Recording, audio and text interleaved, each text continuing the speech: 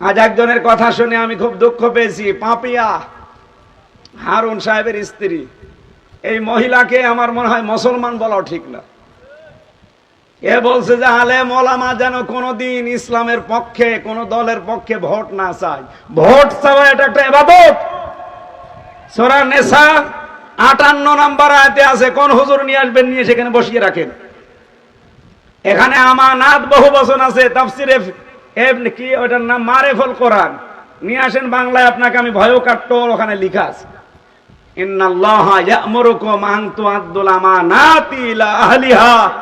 অবশ্যই আল্লাহ তোমাদের সবাইকে নির্দেশ দিয়েছেন, আমাকে না, কুম বহু বছর, সবাইকে নির্দেশ দিয়েছেন তোমাদের যাবতীয় আমানত তাদের প্রাপকের কাছে পৌঁছিয়ে দাও।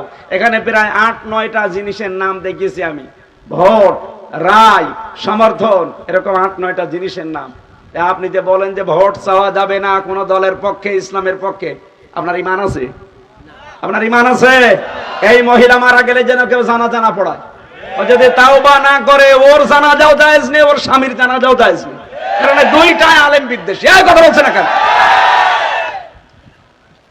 আপনি দল করবেন করেন, কোরআনে হাত দিতে যান কোন কারণে? আপনার পেটে বম মারলে কোরআন মানে কি আপনিও পারবেন, আপনার স্বামীও পারবেন। কোরআন মানে কি আমার মনে হয় ওর স্বামী স্ত্রী দুইজনের একজনও বলতে পারবে না। কোরআন মানে কি? কোরআন মানে বহুল পঠিত পাঠ্য। এই পৃথিবীতে সবচাইতে বেশি পড়া হয়েছে কোনটা?